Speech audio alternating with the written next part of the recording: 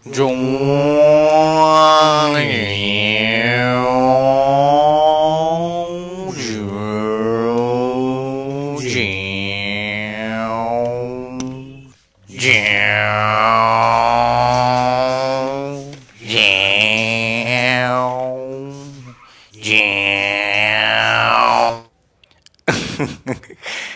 Motion तो हम पढ़ चुके हैं भैया। जब भी कभी पोजीशन चेंज हो टाइम के रेस्पेक्ट में तो वो मोशन है। तो मोशन के अंदर कितने वेरिएबल्स होते हैं? 4, हम उनको भी पढ़ चुके हैं। पोजीशन, वेलोसिटी, एक्सेलरेशन, टाइम, इन 4 को हम पढ़ चुके हैं। ठीक है, बहुत अच्छी बात है। लेकिन आज मैं अपने मोशन की बात नहीं करूंगा, मैं दूसरों के मोशन की बात करूंगा। कहना क्या चाहता हूं कि आज हम कार में बैठ के दूसरों के मोशन को ऑब्जर्व करेंगे, या हम चलती हुई बाइक पे बैठ के, चलती हुई कार में बैठ के दूसरों के मोशंस को ऑब्जर्व करेंगे और हम देखेंगे कि हमें कैसा लग रहा है। कभी कभी हमें ऐसा लगेगा कि रुकी हुई चीजें भी पीछे की तरफ जा रही हैं। मैं रेस्ट पर हूं लेकिन रुकी हुई चीजें पीछे की तरफ जा रही हैं। ऐसा कब होता है? जब मैं ट्रेन में बैठता हूं तो बराबर वाली ट्रेन को चलता देख के मुझे ऐसा एहसास होता है कि जैसे मेरी ट्रेन चल रही हो।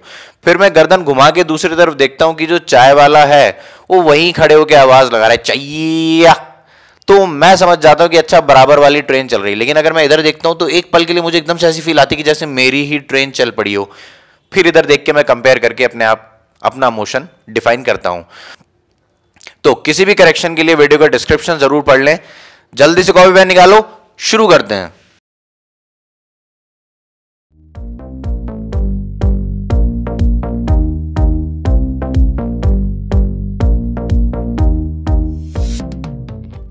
तो रिलेटिव मोशन की बात में जैसा कि आपको कह रहा था कि जब हम दूसरों के मोशन को ऑब्जर्व करते हैं अपने रेस्पेक्ट में तो हम उसे रिलेटिव मोशन कहते हैं। रिलेटिव मोशन मतलब यह है कि मैं अपने रेस्पेक्ट में दूसरों के मोशन को डिफाइन कर रहा हूं। अगर मैं सिर्फ अपने मोशन को डिफाइन कर रहा हूं कि मैं अभी रेस्ट पर हूं और मैं अभी चलने लगा, ठीक है, और मैं अभी फिर से रुक गया, तो ये मेरा मोशन है। लेकिन अगर मैं इधर चलते हुए आपको ऑब्जर्व करूं, अगर मैं इधर चलते हुए आपको ऑब्जर्व करूं तो मुझे ऐसा लगेगा कि आप पीछे की तरफ जा रहे हो। और ऐसा भी हो सकता है कि मैं चल के आपके पास आऊं। एक तरीका तो ये हो सकता है, और एक तरीका ये हो सकता है कि मैं आपको अपने पास ले आऊं। समझ में आया? तो ये 2 तरीके हो सकते हैं मोशन, रिलेटिव मोशन को बताने के। बहुत ध्यान से सुनो कि अगर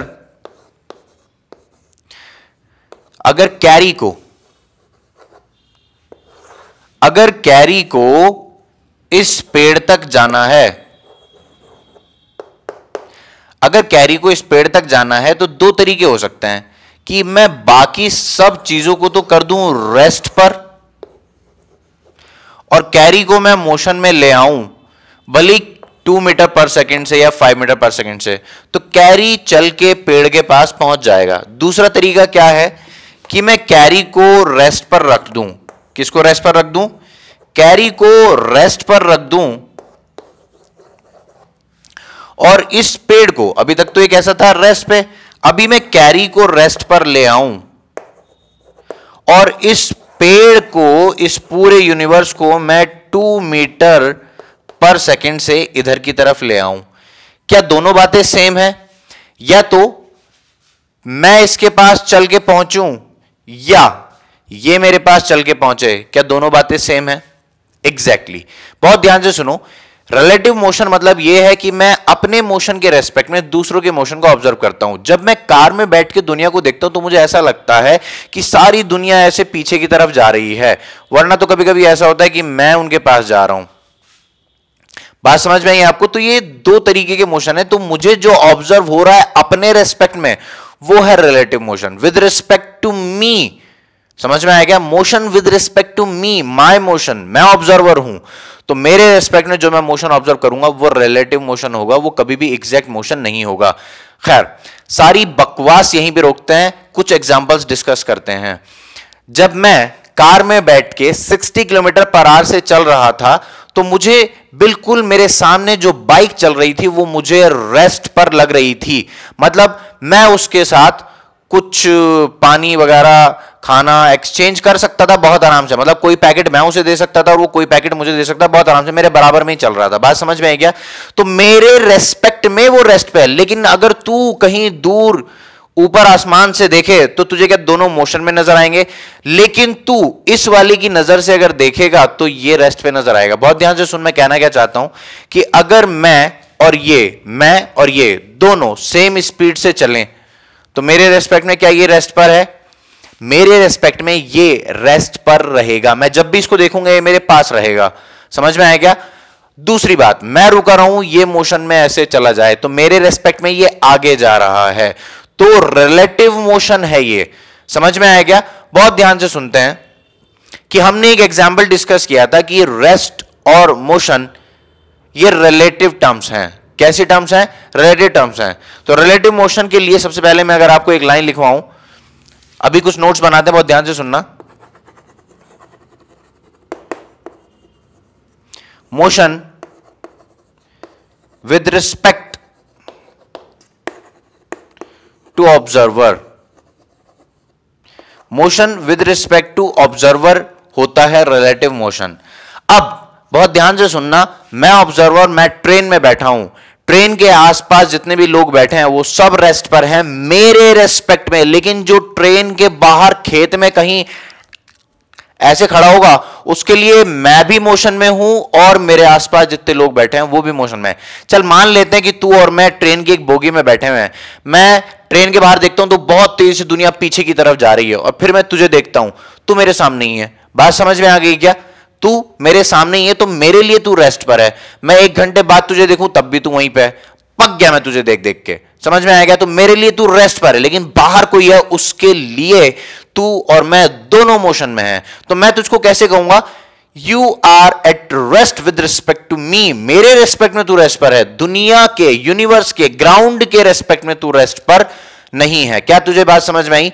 इसी तरह मैं तुझको यह समझाना चाहता हूं कि अगर मैं मोशन को with respect to someone define कर रहा हूं तो वेलोसिटी भी with respect to me define होगी, एक्सेलरेशन भी with respect to me define होगा। बहुत ध्यान से सुनना, एक और एग्जांपल देखते हैं।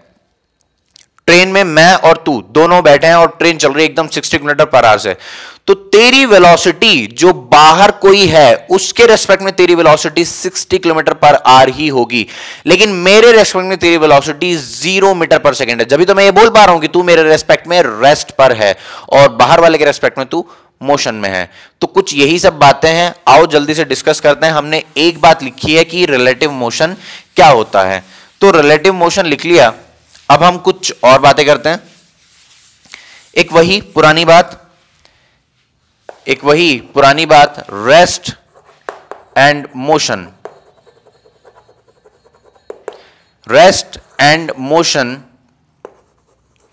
Are relative terms. Rest and motion state of an object are relative terms. Rest and motion state of an object, जल्दी से लिखो, state of an object are relative terms. बात समझ में आ गई क्या? तो रेस्ट और मोशन एक रिलेटिव टर्म्स हैं। मान लेते हैं कि ये वो बस है जिसमें मैं भी हूं और तू भी है। लेक्चर बहुत इंपॉर्टेंट है, स्किप करने की गलती मत करना, बहुत प्यारा लेक्चर है। 11th में फिर आएगा बड़े बड़े न्यूमेरिकल्स के साथ। फिलहाल तो हम सिर्फ डिस्कस कर रहे हैं कि ऐसी कोई चीज होती है।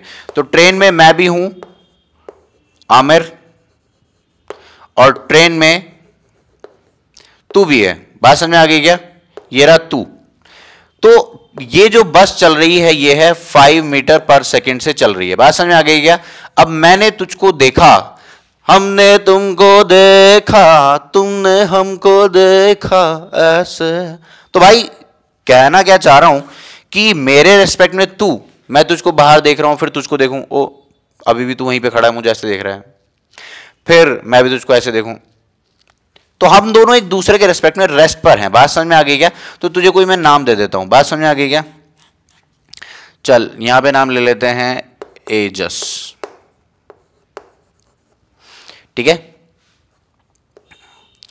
तो मैं कहूंगा एजस यार तू मेरे रेस्पेक्ट में रेस्ट पर है, एजस कहेगा यार आमिर तू मेरे रेस्पेक्ट में रेस्ट पर है। मैंने कहा बिल्कुल सही बात है, लेकिन एक बाहर खड़ा हुआ था। बाहर कौन था? एक कोई करण नाम का आदमी था। वो कहता भाई तुम दोनों मेरे रेस्पेक्ट में मोशन में हो, तुम दोनों मोशन कर रहे हो, झूठ बोल रहे हो। बात समझ में आ रही क्या? इसने अपने को फोन मिलाया, पूछा ए भाई क्या कर रहे हो? हमने कहा यार कुछ नहीं, बैठे यार रेस्ट पर हैं, कोई दिक्कत नहीं। तो उसने कहा झूठ, तुम दोनों मोशन में हो। मैंने कहा नहीं यार एजस मेरे सामने बैठा है, रेस्ट पर है। एजस भी बोलता है यार हाँ ये सामने बैठा एकदम रेस्ट पर है। करण बोलता ए मैं देख लिया तुम दोनों को, तुम दोनों मोशन में हो। तो गलत ना हम दोनों हैं ना ये है, दोनों ही सही हैं। फर्क ये है कि हम अपने रेस्पेक्ट में दुनिया देखते हैं। अबे हम अपनी गलती थोड़ी ना देखते हैं यार, हमेशा दूसरे की गलती दिखती है। अब तू अपना हैंडल टर्न करे और जाके ऐसे ठुक जाए और तू कहे कि ये मेरे रास्ते में आया, मैं इसके रास्ते में नहीं गया, तो भाई अपनी गलती थोड़ी ना दिखती है। समझ में आया कि नहीं आया? तो these are relative terms, these are what? Relative terms. तो मैं तुझको यही सिखाना चाहता हूं कि मोशन रिलेटिव में क्या होता है। तो खैर ये सब बातें हो गई, अब रिलेटिव मोशन को डिस्कस कर रहे हैं तो इनसे जुड़ी रिलेटिव टर्म्स आएंगी। तो रिलेटिव मोशन में जो टर्म्स यूज होती हैं वो होती है रिलेटिव वेलोसिटी, वो होता है रिलेटिव डिस्प्लेसमेंट, वो होता है रिलेटिव एक्सेलरेशन। तो यहां पर हम सारी चीजें रिलेटिव वाली ही यूज करेंगे। सर टाइम, मैंने कहा टाइम किसी का रिलेटिव में नहीं चलता, पागल है क्या यार? रिलेटिव पोजीशन हो सकती है कि मेरे रेस्पेक्ट में अभी तू मुझसे 1 मीटर में अपने से दूर मान लूं और 1 मीटर तू मोबाइल से अपने को दूर मान ले, तो मेरे रेस्पेक्ट में तू अभी 2 मीटर की दूरी पे, तो रिलेटिव डिस्प्लेसमेंट तेरे और मेरे बीच में कितना है? 2 मीटर का। समझ में आया क्या? मैं स्क्रीन से 1 मीटर इधर हूं, तू स्क्रीन के 1 मीटर उधर है। बात समझ में आ गई क्या? नहीं सर मैं तो यहां पे लेके देखता हूं। अच्छा चल ठीक है, समझ गया ना तू मेरी बात? तो पोजीशन भी रिलेटिव हो सकती है, वेलोसिटी भी रिलेटिव हो सकती है, लेकिन टाइम कभी रिलेटिव नहीं हो सकता, एक्सेलरेशन भी रिलेटिव हो सकता। मेरी घड़ी में इस वक्त जो टाइम हो रहा होगा, इस वक्त जिस वक्त तू देख रहा है इस वीडियो को, उसी वक्त तेरी घड़ी में भी वही टाइम होगा जो मेरी घड़ी में है। बात समझ में आ गई क्या? मतलब इस वक्त तो अगर अपनी घड़ियों को देखेगा तो जो टाइम तेरी घड़ियों में है वही टाइम मेरी आसपास की घड़ी में भी होगा। बात समझ में आ गई क्या? तो टाइम रिलेटिव नहीं हो सकता, टाइम सबके लिए सेम रहता है। Time can not work in relative frame. क्या तुझे ये बात समझ में आई कि टाइम कभी रिलेटिव में काम नहीं कर सकता? तो खैर मैं जल्दी से समराइज करता हूं पूरी बातचीत को।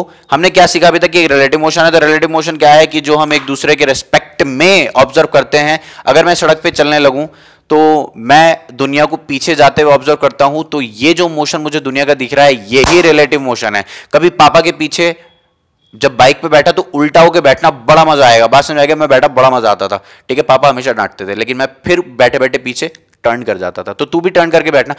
अगर पापा ना टर्न होके बैठे थे तो अपने दोस्त की बाइक पे बैठ जाना यार। हम स्कूल ऐसे ही जाते थे, मजा आता था बहुत, ठीक है। तो ये सब चीजें पढ़ी। हमने कहा कि यार ये रेस्ट और मोशन रिलेटिव टर्म्स हैं। तो हमने कहा करंट के रेस्पेक्ट में हम दोनों मोशन में हैं, हम दोनों आपस में एक दूसरे के रेस्पेक्ट में रेस्ट पर हैं, हमारे रेस्पेक्ट में करंट मोशन में है पीछे की तरफ। ये डिस्कस करना है मुझे।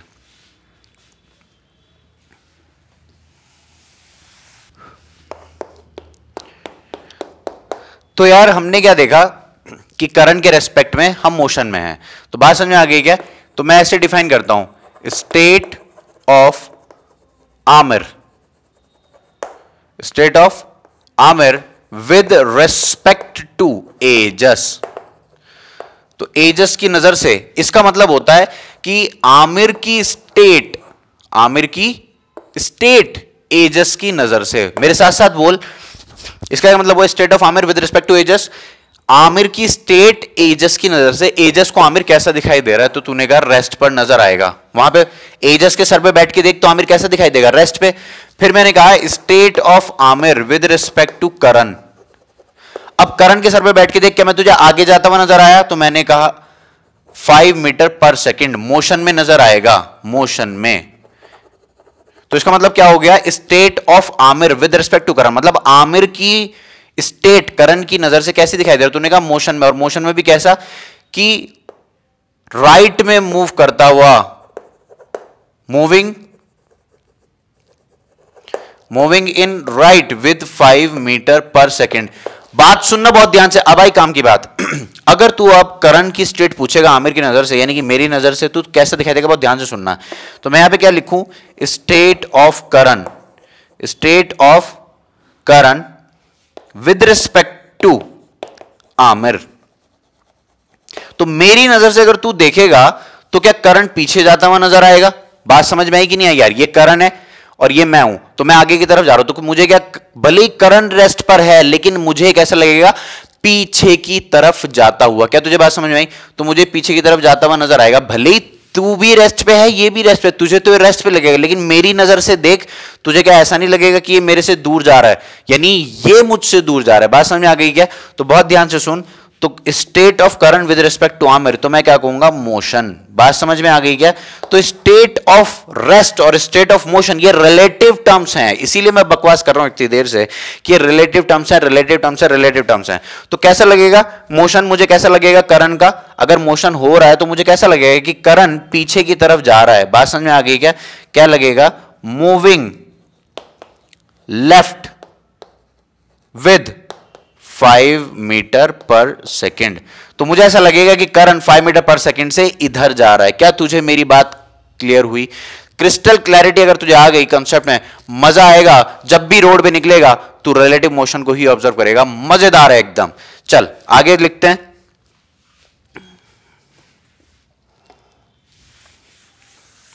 तो मोशन तो हमने देख लिया कि विद रिस्पेक्ट टू समवन कैसे डिफाइन होता है। हम कुछ और भी डिफाइन करते हैं, वेलोसिटी। तो वेलोसिटी भी रिलेटिव हो सकती है। तो मैं यहां पर उसी एग्जांपल को फिर से कंसीडर करता हूं कि ये वही बस है, यहां पर ये ए फॉर आमिर, यहां पर किसको रखें, यहां पे घरचित को रख लेते हैं, ठीक है। ए जी और हमारा करण यहीं पे है के, ठीक है। अभी हम लोग चल रहे हैं 5 मीटर पर सेकंड से, लेकिन आज आमिर भी घरचित की तरफ चलने लगा 2 मीटर पर सेकंड से। बात समझ में आ गई क्या? तो अब देख, अब मजा आएगा।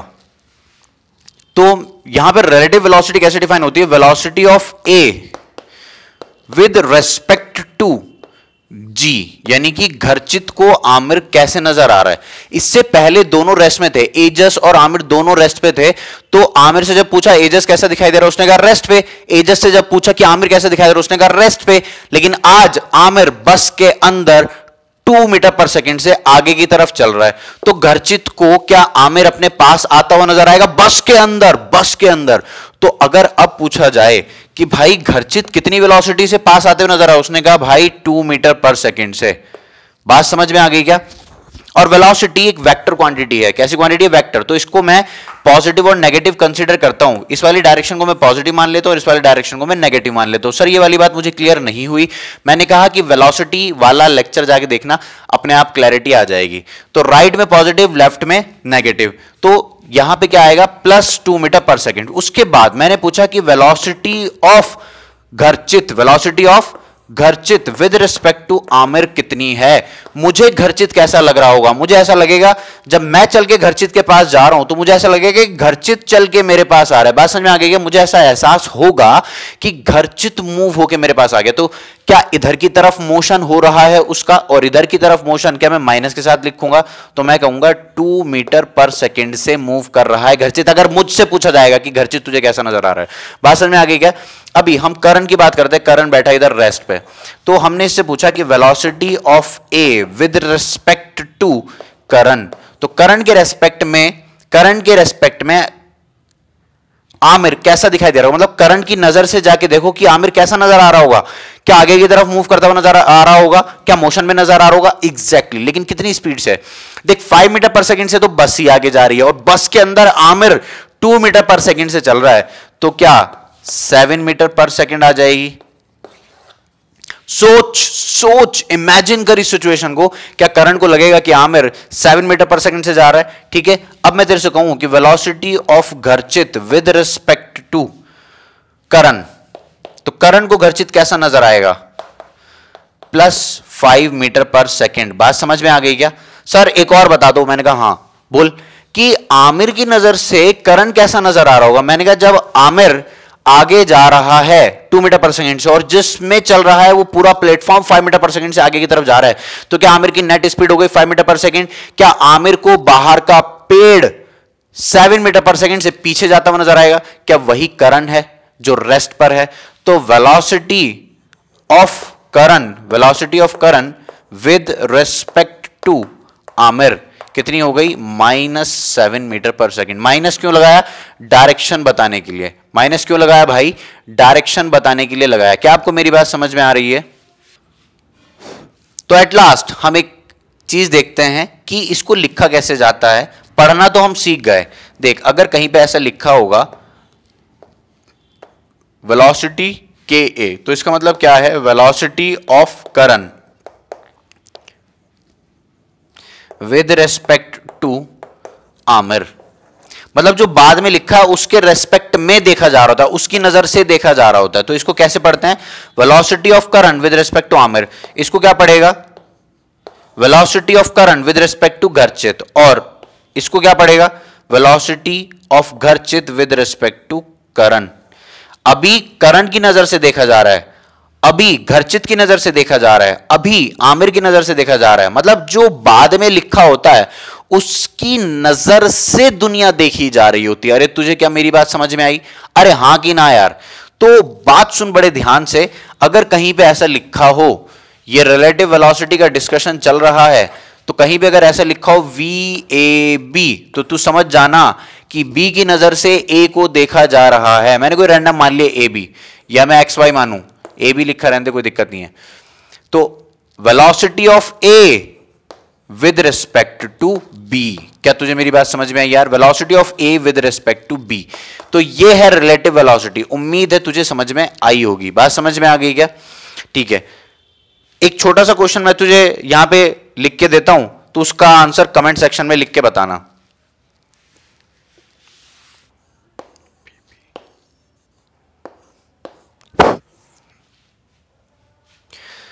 तो सवाल कुछ ये है कि ये हमारा धोनी है जो कि 5 मीटर पर सेकंड से दौड़ रहा है, और ये हमारी बॉल है जो 3 मीटर पर सेकंड से आगे की तरफ जा रही है, और ये है हमारे BBG। तो BBG जा रहे हैं 10 मीटर पर सेकंड से। सवाल आपसे ये है कि velocity of Dhoni with respect to ball, मतलब बॉल की नजर से अगर धोनी की वेलोसिटी देखी जाए तो कितनी होगी? प्लस माइनस के साथ बताना है। फिर मैं आपसे कहूं velocity of ball with respect to BBG। Oh my god, ball और BBG एक जैसे हो गए, तो मैं इनको ऐसे लिख देता हूं, velocity of ball with respect to BBG। बात समझ में आ गई क्या? और अगर आपसे पूछा जाए कि velocity of BBG with respect to Dhoni, मतलब धोनी की नजर से BBG, वेलोसिटी BBG की धोनी की नजर से, मतलब धोनी अगर पीछे मुड़ के देखे तो BBG कितनी स्पीड से आते या जाते हुए नजर आएंगे। बात समझ में आ गई क्या? तो ये सब आपको बताना है, और इसका उल्टा भी करके बताना है कि velocity of ball with respect to Dhoni, velocity of BBG with respect to ball, और velocity of Dhoni with respect to BBG। बात समझ में आ गई क्या? तो 5, 3, 10 ये हमारी वेलोसिटीज हैं। समझ में आया आपको सवाल? सभी बच्चे आंसर करें, फिर मैं इसका आंसर आपको डिस्क्रिप्शन में दूंगा। साइकिल पसंद आई क्या? मैंने बनाई तेरे लिए। चल जल्दी से कॉपी कर ले, मैं रब करके दूसरा सवाल लिखता हूं और बातें करता हूं।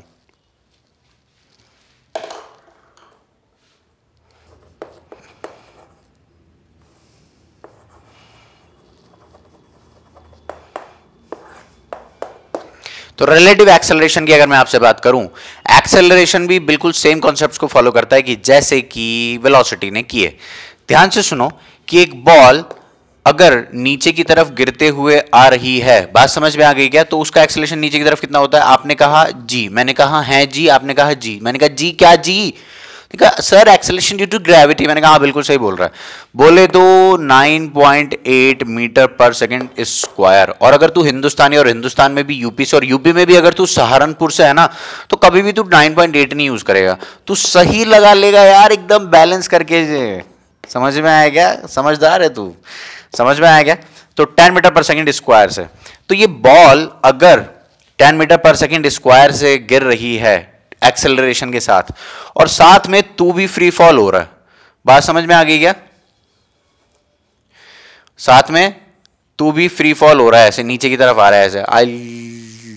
तो मैं कह रहा हूं कि तुम्हारा एक्सेलरेशन भी भैया 9.8 मीटर पर सेकेंड स्क्वायर उर्फ 10 मीटर पर सेकेंड स्क्वायर है। बात समझ में आ गई क्या? हमने कहा तुम्हारा एक्सेलरेशन भी नीचे की तरफ 9.8 मीटर पर सेकेंड स्क्वायर है उर्फ 10 मीटर पर सेकेंड स्क्वायर है। तो तुम्हारे रेस्पेक्ट में बॉल का एक्सेलरेशन कितना होगा? तो इसको कैसे पढ़ा जाता है? Acceleration of ball with respect to man. तो acceleration of ball with respect to man 0। क्यों? क्योंकि दोनों सेम एक्सेलरेशन से गिर रहे हैं, तो किसी के रेस्पेक्ट में किसी का एक्सेलरेशन नहीं होगा। बिल्कुल उसी तरह कि अगर मैं और ये दोनों इधर की तरफ 5 मीटर पर सेकंड से चलें तो मुझे ये कैसा लगेगा? हर वक्त रेस्ट पर ही लगेगा। मैं भी 5 मीटर पर सेकंड से चल रहा हूं, ये भी, तो क्या मेरे रेस्पेक्ट में ये रेस्ट पर आ जाएगा और इसके रेस्पेक्ट में मैं रेस्ट पर आ जाऊंगा? क्या आपको बात समझ में आई? तो इसी तरह एक्सेलरेशन भी वही कहानियां फॉलो करता है। तो ये सारी बात अगर आपको समझ में आ गई हो, एट लास्ट मैं आपको एक छोटी सी बात बताना चाहता हूं कि हमारे जितने भी रिलेशन हैं, जैसे कि हमारे पास क्या था, speed into time is equals to distance, और यहां पे क्या था, velocity into time is equals to displacement. तो जहां जहां ये वेलोसिटी है या डिस्प्लेसमेंट है, वहां वहां पर मैं रिलेटिव वेलोसिटी यूज करूंगा। तो रिलेटिव वेलोसिटी इनटू टाइम, तो रिलेटिव में चलता ही नहीं, तो into time is equals to relative displacement और डिस्टेंस। सर मुझे ये फॉर्मूला क्लियर हो गया? मैंने कहा बहुत अच्छी बात, अब हम इसी पर न्यूमेरिकल्स करने वाले हैं। तो relative velocity into time is equal to relative displacement.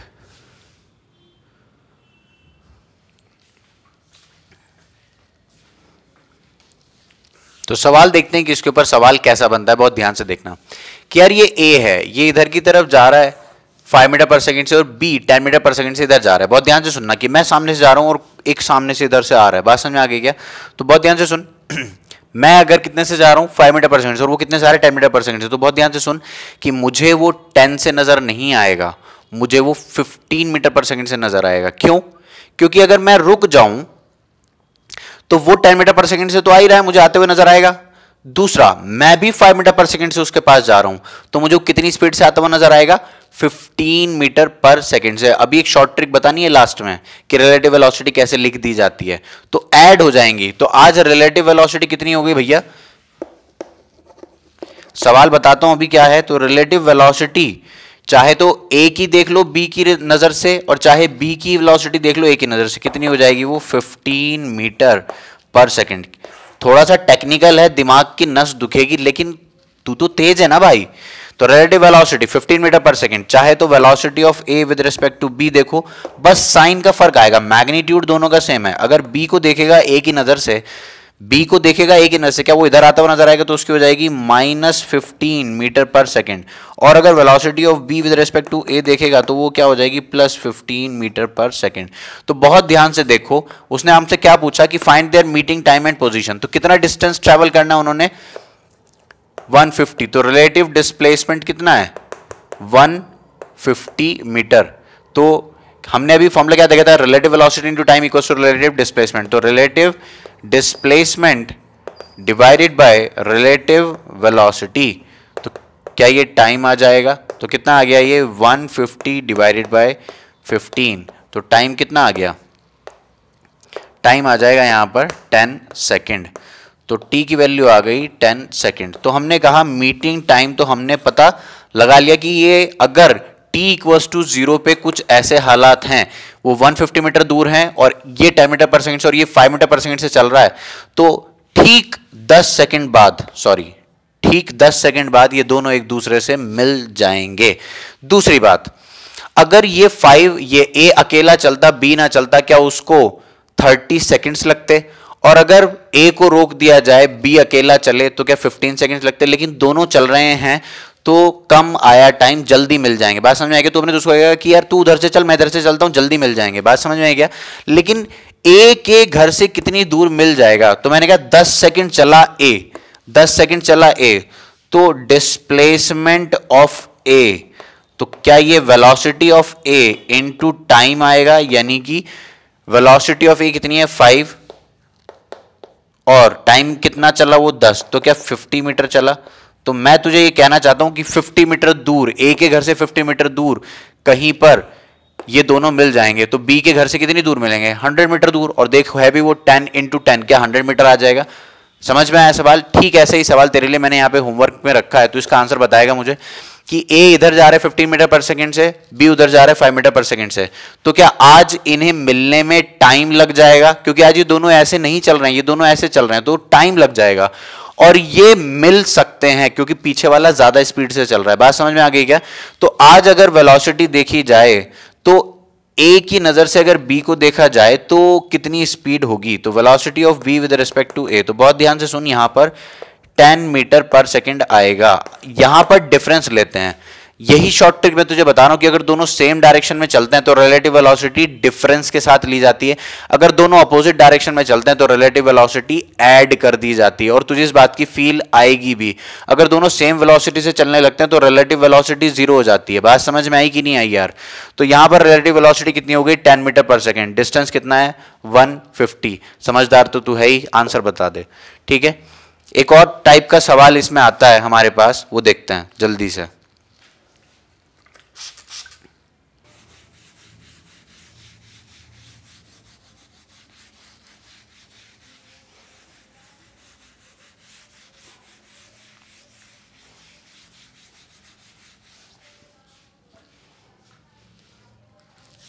तो इस तरह के सवाल हैं जो एनटीएससी ओलंपियाड में या कई बार अच्छी किताबों में भी आपको मिल जाते हैं। यहां पर दो ट्रेन है जो एक दूसरे के अपोजिशन में चल रही हैं, तो बहुत ध्यान से देख, मैं तुझे क्या समझाना चाहता हूं कि ये मान ले बड़ी वाली ट्रेन है, कितनी है 300 मीटर, 300 मीटर की ये ट्रेन है। बात समझ में आ गई क्या। ये इधर जा रही कितनी स्पीड से जा रही है 20 मीटर पर सेकंड से, और ये छोटी वाली ट्रेन है ये उधर की तरफ जा रही है कितनी स्पीड से 5 मीटर पर सेकंड से। तो ये ट्रेन जब एक दूसरे, हमसे क्या पूछा गया क्रॉसिंग टाइम बता दो, तो हम अभी कहेंगे क्रॉसिंग स्टार्ट नहीं हुई, जब ये दोनों आपस में टच हो जाएंगी तो हम कहेंगे क्रॉसिंग स्टार्ट हो गई। और क्रॉसिंग ओवर कब बोलेंगे, जब ये दोनों ट्रेन अलग हो जाएंगी। तो बहुत ध्यान से सुन, एक ट्रेन को कितना चलना पड़ेगा क्रॉस करने के लिए 500 मीटर, चाहे इसकी बात कर लो और चाहे इसकी बात कर लो। तो क्रॉसिंग करने के लिए कितना चलना पड़ेगा, दोनों ट्रेन की लेंथ का सम, तो रिलेटिव डिस्टेंस या डिस्प्लेसमेंट कितना आ गया ये 500 मीटर, कितना आ गया ये 500 मीटर। और रिलेटिव स्पीड की बात करूं तो बहुत ध्यान से सुनो, रिलेटिव स्पीड या रिलेटिव वेलोसिटी की बात करूं तो ये इधर जा रहा है कितने से 20 मीटर पर सेकंड से, और ये इधर जा रहा है 5 मीटर पर सेकंड से, तो कितनी स्पीड हो गई बाबा, रिलेटिव वेलोसिटी या रिलेटिव स्पीड कितनी हो गई 25 metre per second, 25 metre per second. तो बहुत ध्यान से सुनो, क्या टाइम निकालना आपके लिए कोई बहुत बड़ी बात है, relative distance divided by relative speed, तो कितना आ गया ये 20 सेकेंड्स, कितना आ गया ये 20 सेकेंड। तो क्रॉसिंग टाइम कितना आ गया 20 सेकेंड। एक और तरह का सवाल है मेरे पास तेरे लिए कि ये एक ट्रेन है, कितने 250 मीटर लॉन्ग ट्रेन, कितनी स्पीड से चल रही है 15 मीटर पर सेकंड से, और ये क्या है एक पोल है, क्या है ये पोल। तो इसको कितना टाइम लगेगा इस पोल को क्रॉस करने में, तो पोल कब क्रॉस होगा कैसे कहा जाएगा, मान ले कि एक पोल है, तो इस पोल को ये ट्रेन जब क्रॉस करेगी तो अब कहेंगे क्रॉसिंग स्टार्ट हो गई, और क्रॉसिंग अब ओवर हो गई, पूरे पोल को क्रॉस कर लिया। तो अभी कितनी लेंथ चाहिए हमें 250 मीटर, और रिलेटिव स्पीड कितनी है 15 मीटर पर सेकंड। तो यहां पर जो टाइम आएगा, time taken by the train to cross, time taken by train to cross the pole is equals to 250 divided by 15, 5 3 से 15, 5 5 से 25, तो कितना आ गया 50/3 मीटर पर सेकंड। समझ में आया क्या। मैं तेरे लिए एक सवाल इसी में वैल्यूज चेंज करता हूं, इसी में वैल्यूज चेंज कर रहा हूं, बस तू मुझे आंसर कर देना कमेंट सेक्शन में, मैं समझ जाऊंगा कि तू कॉन्सेप्ट सीख गया। मैं सिर्फ इतना सा चेंज कर रहा हूं तेरे होमवर्क वाले सवाल में। पहले तो इसको कॉपी कर ले, पॉज करके कॉपी कर लिया होगा। तो मैं सवाल में सिर्फ इतना सा चेंज कर रहा हूं कि मैं इस बार इसको इधर की तरफ दौड़ाना चाहता हूं, मतलब मैंने ट्रेन की शक्ल पलट दी और इधर की तरफ दौड़ा दी 5 मीटर पर सेकंड से। समझ में आया क्या। और वो तो बहुत आसान सा है यार, तो बस इसका आंसर कर देना। ठीक है, तो इस वीडियो में इतना ही। Next video damn important 3 questions of motion, जिसके ऊपर बेस्ड है हमारी आगे की दुनिया। बात समझ आ गई, और उसके बाद पढ़ेंगे हम ग्राफ्स, डैम इंपॉर्टेंट टॉपिक। तब तक के लिए वो bye, see you soon, enjoy.